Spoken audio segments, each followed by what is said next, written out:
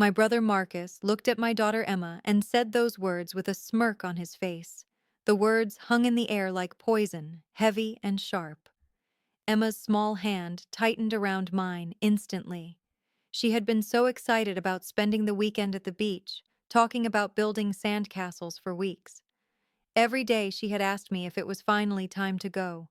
She had packed her favorite bucket and shovel days in advance, and even laid out her swimsuit on her bed to make sure she would not forget it. "Your child has no place at the beach house," Marcus repeated, louder this time, making sure everyone in the room heard him clearly. He giggled in that same irritating way he had since we were kids, whenever he thought he had won something. "This is a family vacation. Real family only." Emma went completely silent, her big brown eyes filled with tears, but she tried desperately to hold them back. She looked up at me, confused, trying to understand why her uncle would say something so cruel. My mother stood in the kitchen doorway pretending to be busy on her phone. My sister Jennifer sat on the couch, suddenly very interested in her wine glass. Marcus's wife nodded in agreement, clearly supporting him. "She's adopted, right?" Marcus continued, doubling down. "So technically she's not really part of the bloodline. The beach house has always been for blood relatives only." I felt Emma's hand trembling in mine. She was trying so hard not to cry in front of everyone. That was the moment something inside me shifted. It was not anger. It was clarity. "No beach house then," I said calmly. "I'll cancel everything." Marcus froze mid-laugh. His smile got stuck on his face as if someone had pressed pause. My mother snapped her head up from her phone. "Are you serious?" she whispered. I smiled and said nothing. I pulled out my phone and started typing. "Wait, what do you mean cancel?"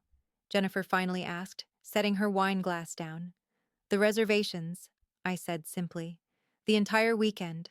Consider it canceled." Marcus laughed again, but this time it sounded forced and hollow. "You can't cancel our family vacation." "Stop being dramatic." "Watch me," I replied.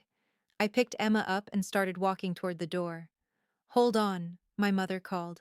"Let's not be hasty." Marcus was just joking.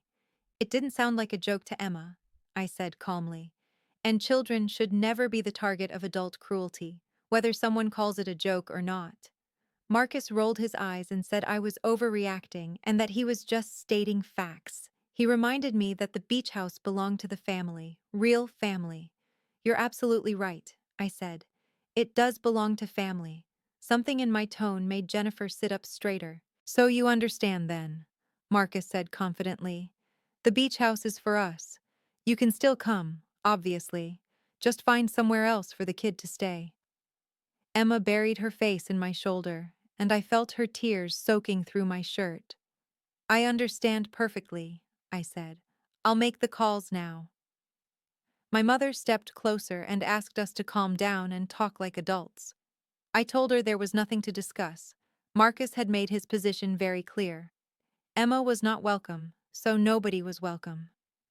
Jennifer tried to smooth things over, saying Emma might be more comfortable somewhere else, and that the beach house could be boring for kids.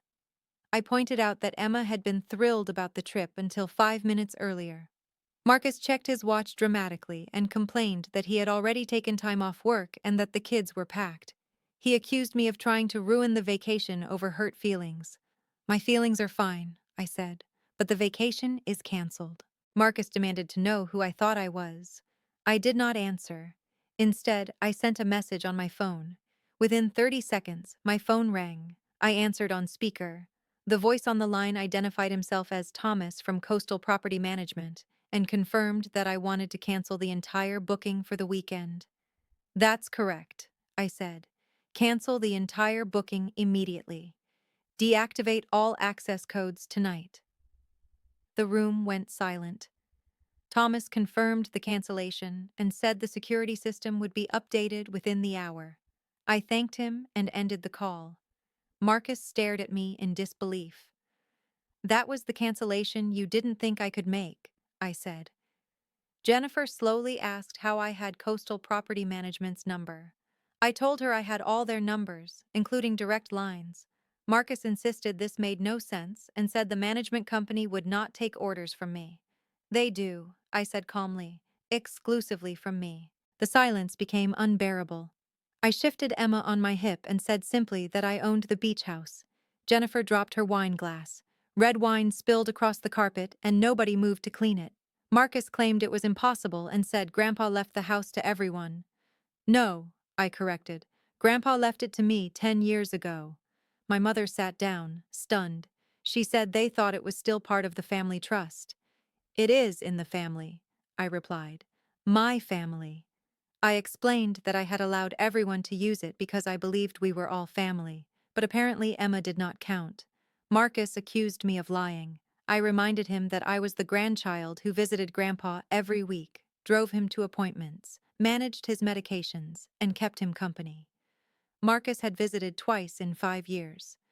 Jennifer asked why I never reminded them. I told her I did remind them once. They forgot. It never mattered who owned the house as long as they benefited. My phone buzzed with confirmation that the cancellation was complete. So every visit, every holiday, every gathering, Marcus said slowly, "You owned it all." Every single one, I confirmed. I told them I was leaving and that Emma and I were going to the beach house alone. My mother begged me not to be rash. I told her Marcus meant every word he said, and while he was entitled to his opinion, he was not entitled to my property. Jennifer accused me of cutting off the family. I explained I was simply withdrawing an invitation that had been made very clear it was not wanted. Emma whispered softly if we could still go to the beach. "Absolutely, baby," I said. "Just us." I announced that the access codes had been changed and that anyone who showed up would be trespassing. Jennifer received a call from her husband saying the codes were not working. "They won't work," I confirmed. I opened the door and told them the beach house was mine year-round and that my generosity had an end. Emma waved shyly as we left. In the car, she asked if I really owned the beach house. I told her I did and that some people forget things when they feel entitled. She asked if they were mad at us. I told her they were not mad at her. They were mad at themselves. We spent the weekend together building sandcastles, eating ice cream for breakfast, watching sunsets, and collecting shells. My phone buzzed nonstop with apologies and excuses. I answered none. On Sunday night, Emma asked if we were real family. I told her we were the realest family there is, especially because she was adopted, because I chose her. As she fell asleep, I realized something important. Respect has nothing to do with blood. It has everything to do with how you treat people. And anyone who cannot show kindness to a child does not deserve the privileges of family. The beach house was quiet, peaceful, ours.